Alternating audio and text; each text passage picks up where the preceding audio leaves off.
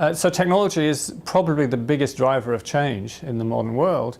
And why should it be any different in Africa? And when you want change, because people are living in very poor subsistence situations, why should those be the ones who have the least access to technology? It is a woman rural farmer who is actually feeding the population. And if this woman rural farmer can be helped to improve on her methods of farming, then she will have much more yield than if she had used the hand hoe.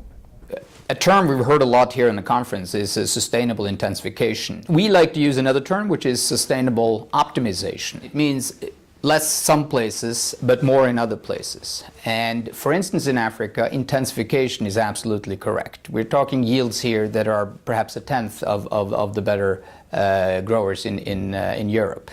So clearly, in terms of feeding itself, the continent, and then in fact becoming an export region for food crops, Africa has a tremendous potential, and a lot can be done with fairly simple means. What we at WFP are working to do is to move from providing food aid to providing food assistance and ensuring that people have the tools that are necessary so that they are more resilient to shocks and that they can begin to develop the recovery that is necessary to allow families to ultimately feed themselves.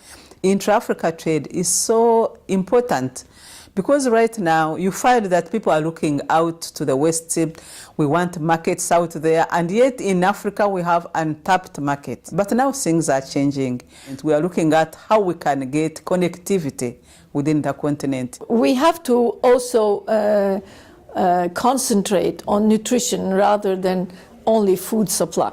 What we are trying to do is to enhance the fertilizers by other micronutrients which are deficient in soil, like, for example, zinc. And this will be transferred to the humans. Mobile telephony today is accessible to the poorest populations of the world.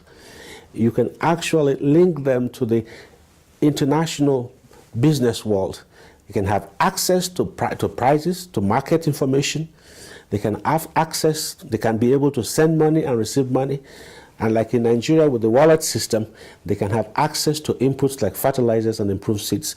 So ICT and mobile telephony today is the next revolution that will help small producers to transform their agricultural systems.